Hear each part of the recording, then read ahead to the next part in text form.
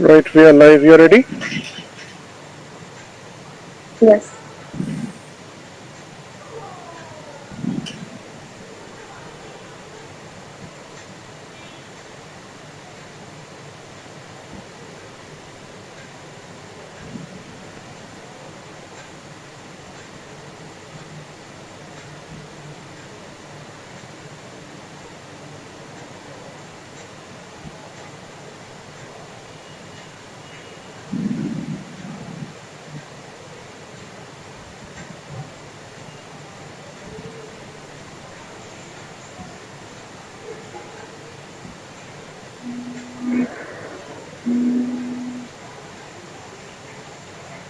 Hello.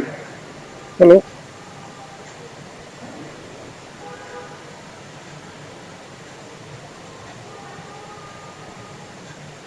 Good evening, everybody. Welcome to this evening episode of Pursue.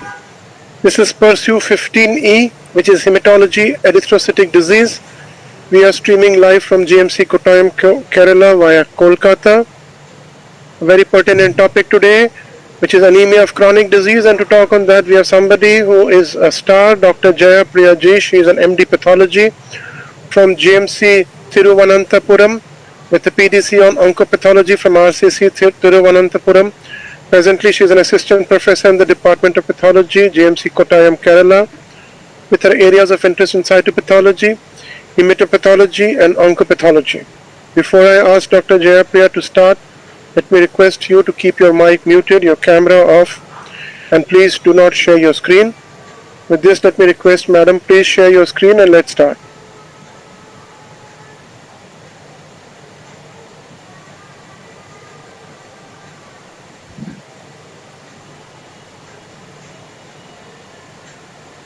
Okay, thank you, sir. Is my screen is visible now? It's already shared. No. You have to share. It's not shared. Just go back to your toolbar and from there you share.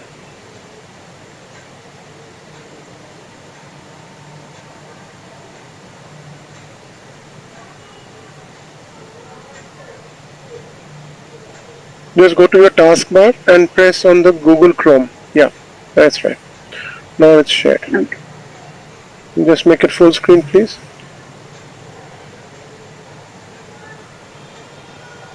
Okay, shall I start? Yeah, please make it full screen. Yeah. Okay, now it's full screen, right? Yeah, that's right. And you just change your pointer to laser pointer so that you can see that.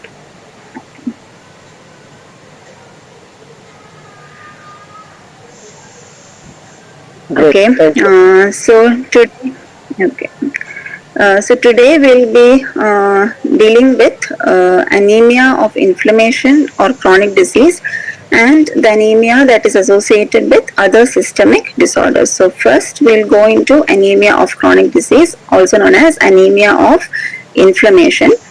So this anemia of chronic disease, it was traditionally it was described as the anemia that is seen in patients with any infectious, inflammatory or neoplastic disease that is persisting for a prolonged period, that is more than 1 or 2 months. But later on, as our understanding of this disease increased, we found that even in patients admitted in ICUs, they develop anemia within a matter of few days. And even in aged patients and patients with obesity, you can see any development of anemia. So it was understood that it was not the chronicity of the process that was important, but rather something else that was causing the anemia in these conditions. So it was known that it is the inflammatory background in all these conditions that eventually led to the development of anemia. So now anemia of chronic disease is actually termed as anemia of inflammation because of the basic inflammatory pathology in all these cases. So it is the most common anemia in patients admitted in hospitals, and it is the second most prevalent cause of anemia after iron deficiency anemia. Now coming to the conditions, as already told, it need not be always a chronic condition. So most commonly it is associated with infections, malignancies, immune diseases like rheumatoid arthritis, SLE, vasculitis, IBD, etc. Also in chronic kidney diseases, chronic liver disease. Besides, you can see this anemia of inflammation in other conditions which I just said in the previous slide. That is, we can see anemia of inflammation in elderly patients, in patients with obesity, even in congestive heart failure, and even in patients admitted in critical care units. So the characteristic feature that is a hallmark of this anemia of inflammation is two things. One is the presence of hypophoремia, that is, there is very low serum iron, but you can see ample reticular endothelial iron stores. So the iron stores are there, are increased, but the same cannot be mobilized into the blood, resulting in hypophoремia or decreased serum iron. So we learn how this condition occurs. So before we go into the pathogenesis of anemia associated with inflammation, what is the evolutionary significance? So how did this anemia start developing, and what is the evolutionary significance of this anemia of inflammation? So we know that whenever a body is faced with some infection, inflammation, the primary purpose, the primary function should be to bring down the infection or the inflammatory stimuli. So body tries to promote myelopoiesis and lymphopoiesis, and at the same time it will suppress other housekeeping processes such as erythropoiesis. That is one mechanism. And second is the something known as the nutritional immunity. So we know that iron is a very important essential micronutrient in our body. So just like us, even the invading or infecting microbes, for them also iron is a very essential micronutrient needed for their infectivity, pathogenicity, and also their proliferation. So in fact, during their evolution, these microbes have developed various mechanisms by which they will try to snatch away iron from the body of the host. So here you can see in this picture, they produce substances called siderophores, which will directly bind to the free iron for their utilization. They produce hemophores, which will bind to heme in the blood. Then they also have several receptors like transferrin receptors, hemopexin receptors, hemoglobin receptors, haptoglobin receptors. All these are aimed at getting iron from the host body. So what does our body do in such a condition? So the body, it will act smarter than the microbe. It will start storing all the iron within the reticular endothelial cells, and it will prevent the export of these iron which is stored in the reticular endothelial cells in the blood. In fact, it is a defense mechanism that is working here. Now the same defense mechanism leads to the anemia. Now coming to the pathophysiology, so as already said, all these chronic conditions have a basic inflammatory pathogenesis. So the fundamental pathophysiology is the pathology is caused by the various cytokines released by the inflammatory cells. So the major cytokine 6 interleaved tumor. So most important mechanism is the production of hepcidin from the liver. So we'll learn what is the effect of hepcidin. Secondly, this inflammatory act directly on kidney, major erythropoietin production. So in this cytokines will directly act on the kidney and reduce the secretion of protein in the kidney. And these cytokines, the third mechanism is that these cytokines also directly acts on the erythroid precursors, that is the colony forming units and the burst forming unit, which are the earliest progenitors in erythropoiesis. So these cytokines will directly act on these progenitors and inhibit their proliferation. And lastly, the cytokines will also augment the hemophagocytosis. You know that the senescent RBCs are normally destroyed in the reticular endothelial cells by hemophagocytosis. Now these inflammatory cytokines will augment this process of hemophagocytosis. So first and most important mediator of anemia of inflammation is hepcidin. This hepcidin is a hairpin-like peptide, 28 amino acid peptide that is normally produced by the liver in response to the iron level. So whenever iron is increased in the body, hepcidin will be produced, and it will reduce absorption of iron into the body. Now this same mechanism is hijacked in inflammatory by the inflammatory cytokines. So here you can see that interleukin 6 and another cytokine is the activin B. These two will bind to the receptors of hepcidin.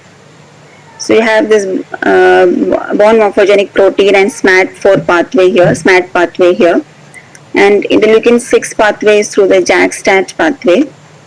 So when these cytokines bind to their corresponding receptors, these downstream signaling pathways are activated, which will cause this phosphorylated SMAD and phosphorylated STAT to bind to the promoters of the hepcidin gene and cause the transcription of hepcidin gene and increase the production of hepcidin. So what does hepcidin do? So we already said that the fundamental mechanism happening is that all the iron gets stored in the reticular endothelial cells. So this is done by hepcidin. The receptor for hepcidin is ferroportin. Ferroportin is the only iron exporter that exports iron from the cells where iron is stored as ferritin. So the major cells where ferritin is present are one is the duodenal enterocytes where iron is absorbed. Then you have the macrophages in the liver and the spleen, where normally the erythrophagocytosis occurs and the iron gets stored as ferritin, and also in the hepatic parenchymal cell. So whenever our body is in need for iron, this the iron gets mobilized from the ferritin and it is exported into the plasma through this ferroportin channel.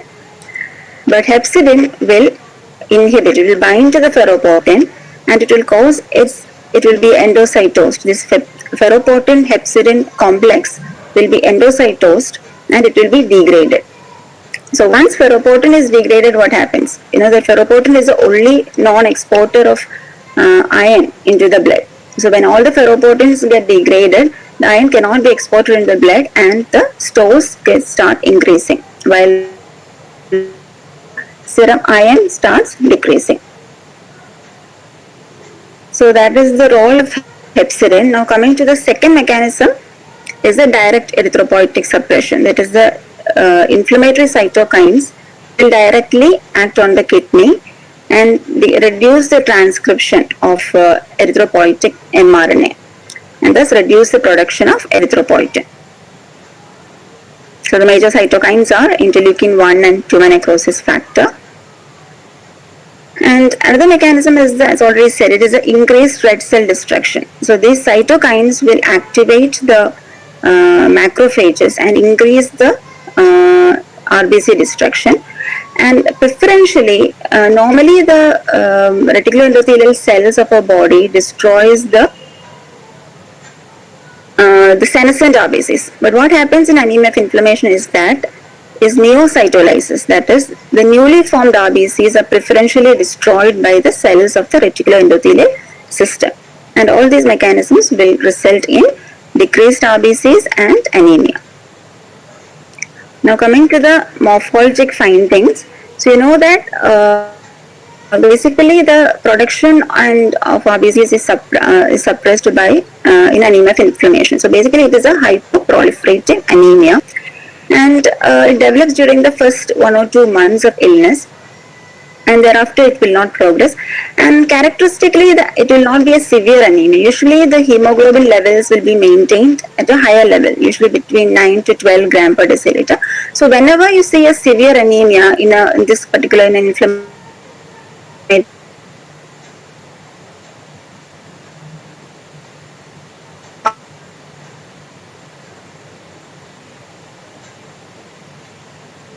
is to be maintained about 25%.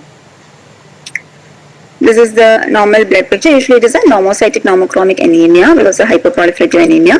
But eventually, you know that the all of the iron gets stored in the reticular endothelial cells. So eventually, iron restriction is happening there. So in the long term, even though it starts as a normocytic normochromic anemia, it can eventually turn into a iron restricted anemia. That is a hypochromic microcytic picture can develop.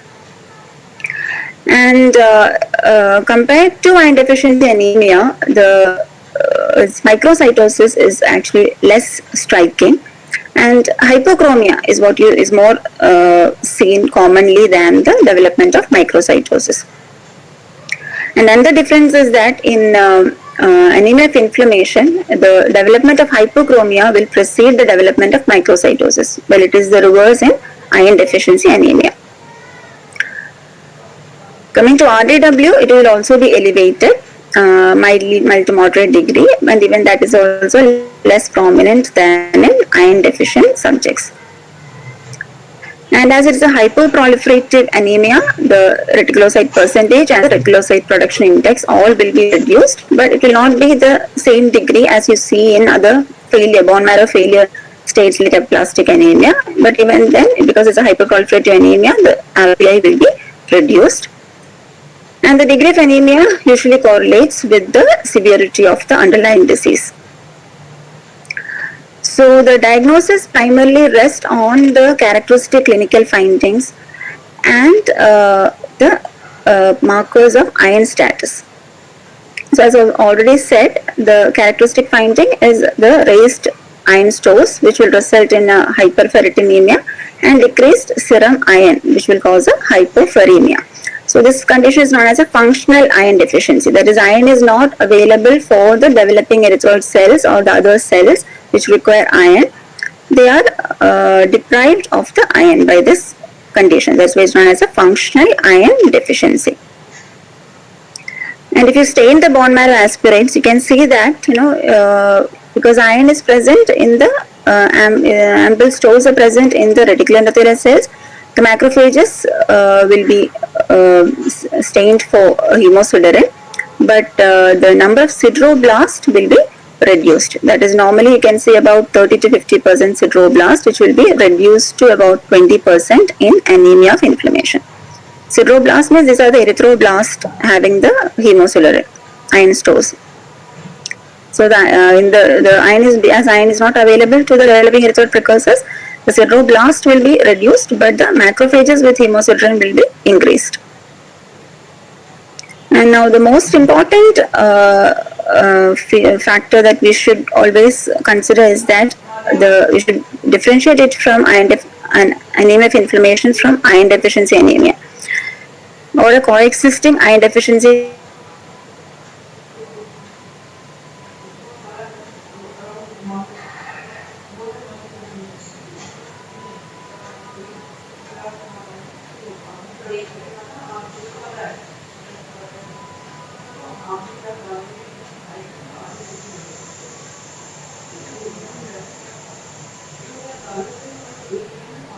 Hello? Can't hear you.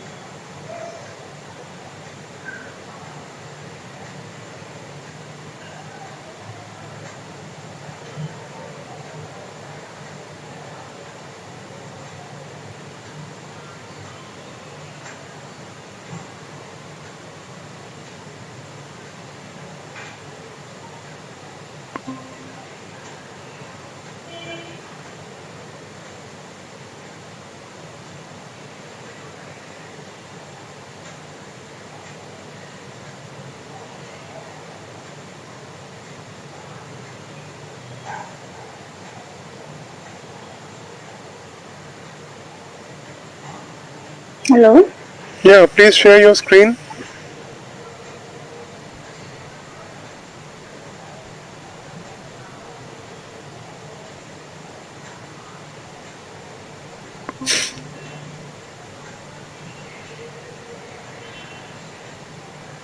Yes. Yes, yes. Until I which think you have to just go two slides back. Yes, here. till here. Yeah. Just go one slide back. Let me see what was that.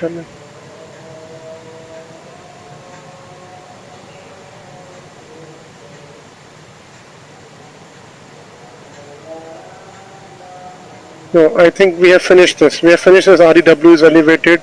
Okay. We have finished this also. And lab macros. Yeah, you start from here. Okay. I will edit that. No problem. Okay. Okay. Just make it full screen and start. Okay. I'll Yeah, continue. please start. Yeah, please. Okay, the characteristic finding in anemia of inflammation is the presence of hypoferemia and hyperferritinemia.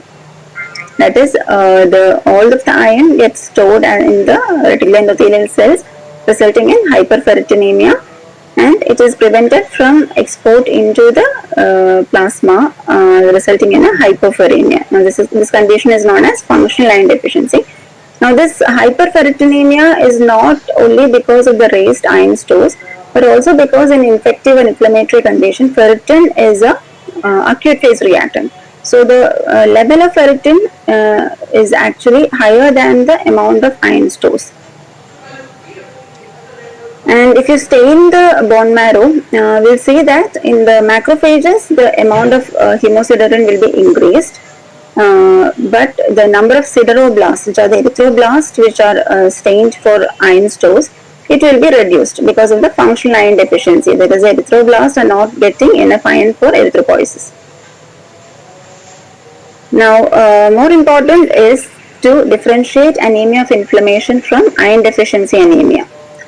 So it is known that about 80% of patients with anemia of inflammation will also suffer from true iron deficiency anemia. That is because either it could be because of the disease-related or unrelated GI bleeding or urogenital bleeding, or because of multiple blood draws for the treatment of the primary condition, or because of other therapeutic procedures like hemodialysis. And particularly children are at increased risk for developing coexistent iron deficiency because they have a higher requirement of iron for their rapid growth.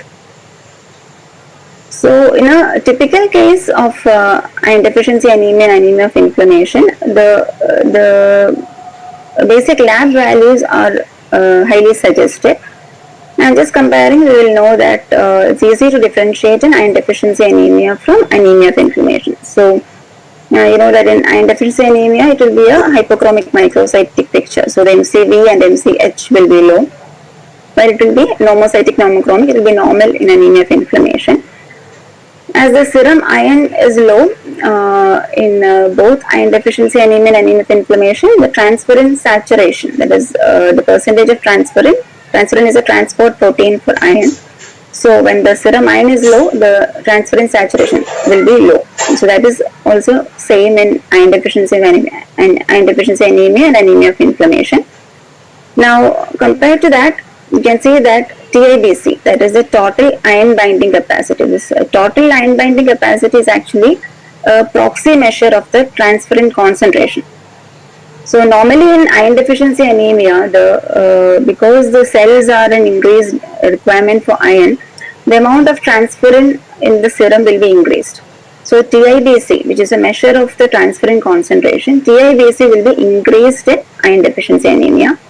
But in anemia of inflammation, the transferrin levels, the transcription of transferrin, the production of transferrin is decreased in anemia of inflammation because of the effect of the cytokines. So TIBC or the transferrin concentration will be low in anemia of inflammation, while it will be higher in iron deficiency anemia. Secondly, serum ferritin. You know that because it's an acute phase reactant and also because of the higher iron stores. In anemia of inflammation, the serum ferritin will be high, while in iron deficiency anemia, there is an absolute iron deficiency. In anemia of inflammation, it is a functional iron deficiency. So serum ferritin will be high, while in iron deficiency anemia, because of absolute iron deficiency, there will be a low serum ferritin. Reticulocyte hemoglobin content. Now this is the hemoglobin content in the reticulocytes. You know, the reticulocytes are the very young RBCs. So the hemoglobin content of these RBCs is reflective of the iron status, of a very recent iron status, because these are the young RBCs. So in iron deficiency anemia, the hemoglobin content of reticulocytes will be very low, while it will be normal in anemia of inflammation. And also the percentage of hypochromic erythrocytes, which will be higher in iron deficiency anemia, it will be low. Even in anemia of inflammation, hypochromic erythrocytes can be seen in long-standing infections. But the percentage will be lower in anemia of inflammation. Now, another important lab marker is the soluble transferrin receptor. So, transferrin receptors normally whenever the cells or the erythroid cells or any human cell that is in requirement for iron, this transferrin receptors will be expressed on the cell membrane. And normally this transferrin mRNA regulation is carried out by this group of proteins known as the iron regulatory peptides. So these mRNA of transferrin receptors have these iron responsive elements in them, which will be regulated by these iron responsive proteins in response to the serum iron. So when there is high iron, the transferrin mRNA will be degraded, while when there is a low iron content or when the body is in need of iron, the mRNA will be stabilized. mRNA of transferrin receptor will be stabilized and increased transferrin receptors will be produced. So it indicates that in iron deficiency anemia, the transferrin receptors will be more. But in anemia of inflammation, the transferrin receptor concentration is not affected, it is not elevated. But one thing to remember is that when anemia of inflammation is complicated by iron deficiency, just like in iron deficiency, the serum transferrin receptor concentration can be elevated. So just to show that the various proteins, the change in plasma concentration of the various plasma proteins in response to infection, you can see that the ferritin can increase around 3000%, while the transferrin production is actually decreased by around 30%.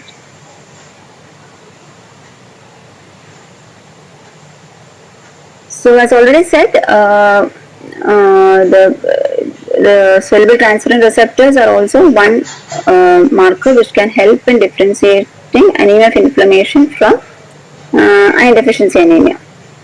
But the problem arises when the ferritin levels are in a equivocal measure.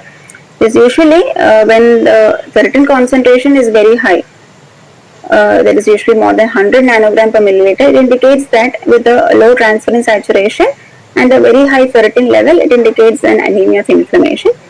While a low transferrin saturation with a very low ferritin levels will indicate an absolute iron deficiency. So, but the ferritin is in an equivocal level like this, then one is that we can use as soluble transferrin receptor values, but when there is a coexisting iron deficiency along with anemia of inflammation, then we have to look for another ratio, that is the ratio of serum transferrin receptor to ferritin, because we said that the soluble transferrin receptor, even though it is unaffected in anemia of inflammation, when anemia of inflammation is associated with iron deficiency, the serum transferrin receptor levels will be raised. So in that condition, it won't help. In that condition, serum transferrin receptor will not help in differentiating iron deficiency from anemia of inflammation. In such conditions, this ratio of soluble transferrin receptor to ferritin will help in differentiating iron deficiency of inflammation. That is, when the ratio is more than 2, it indicates that there is a coexistence of anemia of inflammation with iron deficiency. When the ratio is less than 1, it indicates that it is an anemia of inflammation. Now coming to specific chronic diseases, one is the anemia of chronic renal disease. Now anemia is almost an invariable manifestation that most patients with renal failure will eventually develop anemia, just like azotemia. But the patients will be usually seeking medical attention for the symptoms of renal disease rather than for the anemia. And when we say anemia of chronic renal disease, we indicate the anemia that is resulting directly from the failure of the kidney, directly from the failure of the endocrine or filtering function of the kidney, because patients with kidney disease can also develop other forms of anemia, which I will be telling. So when you say it is anemia of chronic kidney disease, we are saying that the anemia is resulting directly because of the failure of the kidney. So what is the pathogenesis here? So one, we already said anemia of inflammation is one of the mechanism of development of anemia in anemia of chronic kidney disease. But even more important or even more significant in the development of anemia of chronic disease is the erythropoietin deficiency, because we know that the kidney is a major site of erythropoietin production. So when the kidney fails, the erythropoietin production will also be reduced. In addition to that, there will be suppression of erythropoiesis and a reduced red cell survival. So how is the erythropoiesis suppressed? One is the anemia of inflammation like mechanisms. Secondly, because of the failure of the kidney, various compounds will start accumulating in the blood. That is, the polyamines and other compounds will start accumulating in the blood, and these will suppress the erythropoiesis. Secondly, an important complication of chronic kidney disease is a secondary hyperparathyroidism because of abnormalities in calcium levels. Usually patients in chronic kidney disease can develop secondary hyperparathyroidism. This parathyroid hormone can directly suppress erythropoiesis. Also, secondary hyperparathyroidism can result in bone marrow fibrosis, and that will result in suppression of erythropoiesis. And another mechanism of anemia in chronic kidney disease is the reduced red cell survival. So one mechanism is neocytolysis, which we already said in anemia of inflammation. That is, instead of the aged or the senescent RBCs, the newly formed red blood cells are destroyed more in anemia of inflammation. The same mechanism happens in anemia of chronic disease. In addition to that, there are several other mechanisms. That is, because of the kidney failure, the red cells will be subjected to increased oxidant stress. Because of the electrolyte abnormalities, there will be abnormal cation transport in red cells. Also, various toxic compounds like guanidine metabolites and guanidine will be accumulated, which will be also directly toxic to the red cells, causing their reduced survival. So as already said, not just anemia because of direct effect of kidney failure, patients with chronic kidney disease can also develop iron deficiency anemia because of blood losses or because of the retention of blood in hemodialysis tubing. Also, hemolytic uremic syndrome or thrombotic thrombocytopenic purpura can also develop associated with microangiopathic hemolytic anemia. So coming to the lab findings, predominantly the erythrocytes will be normocytic, normochromic, and the anemia will tend to become more severe as the renal failure worsens, but even then it will be only a mild to moderate degree of anemia. That is, it is usually the hematocrit will be around a mean of 25%. And in addition to that, we can see bursars can be seen. In case of increased hemolytic blood picture, you can see helmet cells, schistocytes, and triangular cells can also be seen in the peripheral cells. You can see the bursars with these regular spicules on the surface of the RBCs. That is a finding you can find in chronic kidney disease. Coming to the other blood lines, usually the leukocyte count will be normal, but a relative neutrophilia can be seen. The platelet count can be either normal or a mild thrombocytosis can be seen. but because of uremia, platelet function may be impaired in chronic kidney disease. Coming to the iron studies, it is maybe normal or decreased, and serum ferritin usually will be in the normal range, but if there is an inflammatory component, the ferritin levels will be increased out of proportion to the iron stores. Now coming to the other chronic disease, that is anemia of liver disease. Here again, just like in anemia of chronic disease, when the anemia is caused by directly because of the liver disease without other complicating factors like blood loss or nutritional deficiency or marrow suppression by other exogenous agents, when the anemia is caused directly because of the liver disease, we call it as anemia of liver disease. And around 75% of patients with liver disease will eventually develop anemia. And one other factor in chronic liver disease is the hemodilution that is present in the patients, and that will actually exaggerate the degree and prevalence of anemia. And the hemoglobin levels will be usually maintained between 10 and 12 gram per deciliter. So whenever in a patient with a liver disease, whenever there is a drastic fall in hemoglobin levels below 10 gram, we should always search for other causes of anemia. So how does anemia develop in liver disease? One is the pathophysiology pathway as an anemia of inflammation, because underlying inflammation can cause anemia of inflammation. Secondly, in patients with alcoholic liver disease, the alcohol itself can directly depress erythropoiesis by suppressing the burst forming units and colony forming units, and reduce red cell survival as seen in chronic kidney disease and anemia of inflammation. The same way, even in liver disease, red cell survival can be decreased. So these are the reasons for the decreased red cell survival. One is the congestive splenomegaly. The hypersplenism can cause destruction of the RBCs.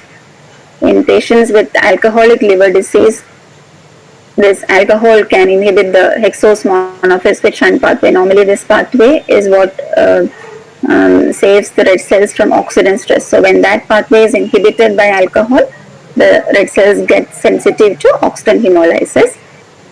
And the common abnormality, metabolic abnormality seen in patients with liver disease is hyperphosphatemia. Now this can result in reduced RBC ATP levels, and it can also cause hemolysis. And there are various alterations in the membrane lipids of red blood cells in liver disease. And now these alterations will reduce the deformability of RBCs, and it can cause reduced red cell lifespan. We'll see which are the alterations in the coming slides. Now, what are the other types of anemia? So, when you say it is an anemia of liver disease, it is directly because of the liver disease. So, but other forms of anemia can also be seen in patients with liver disease. That is, alcohol abusers can characteristically develop secondary sideroblastic anemia. So, that is because of the pyridoxine deficiency that commonly occurs in alcoholics, because pyridoxine is a cofactor in the synthesis of heme synthesis. That is, it is a cofactor of ALA synthase in heme synthesis. So, because of that deficiency, alcoholics can develop sideroblastic anemia. So, in that conditions, we will see this dimorphic bed picture. Siderocytes can be seen, that is, red cells with this iron granules can be seen in the peripheral smear. And bone marrow examination can show ring sideroblasts, just like in sideroblastic anemia. The other anemia that can occur in alcoholics or in liver disease is the megaloblastic anemia because of impaired folate metabolism. And patients with cirrhosis can develop iron deficiency anemia because of increased risk of hemorrhage.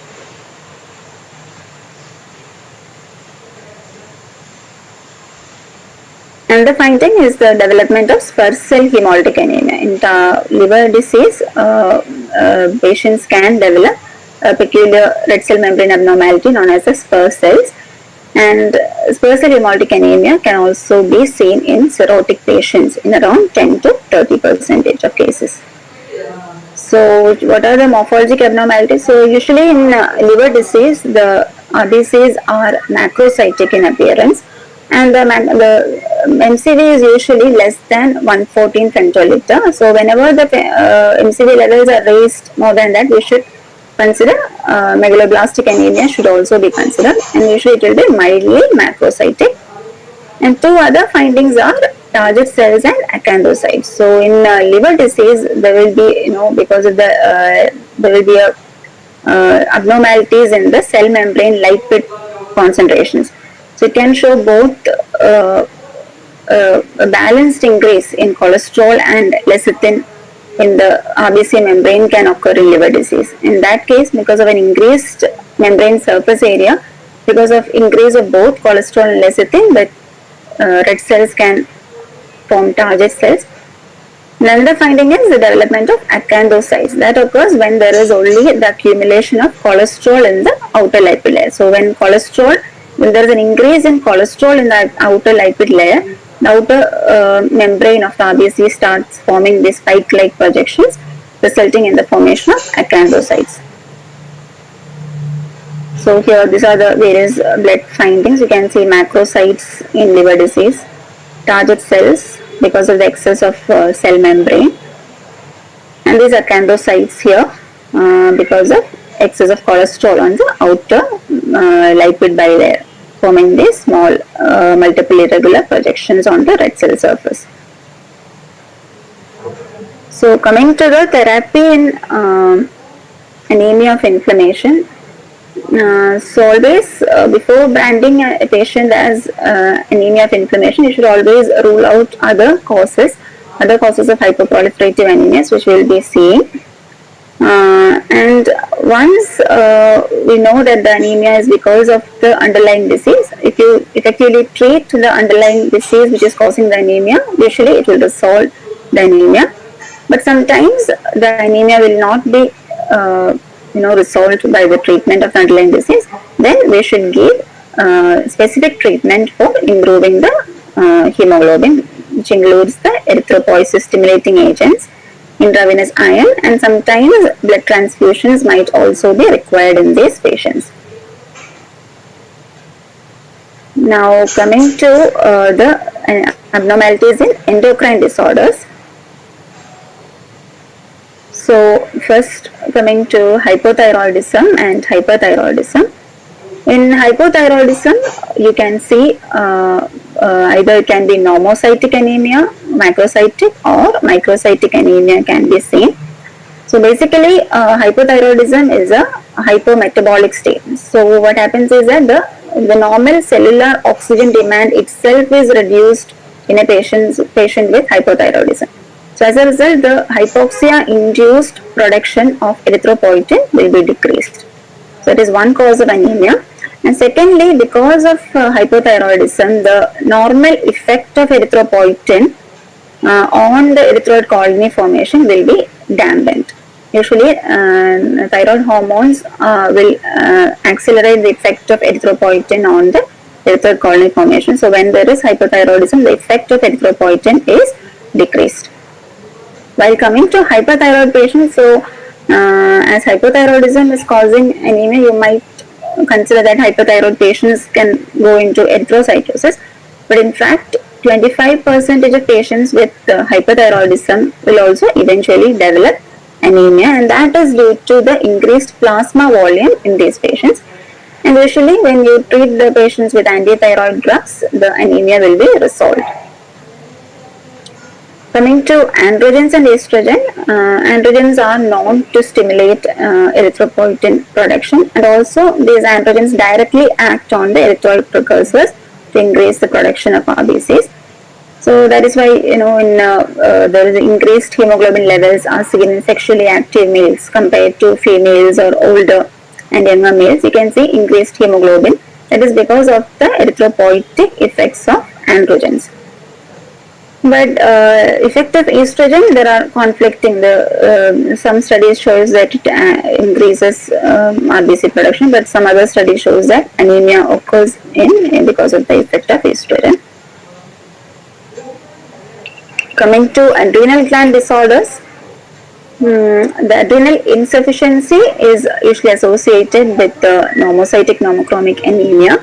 while Cushing's disease and aldosteronism is associated with erythrocytosis.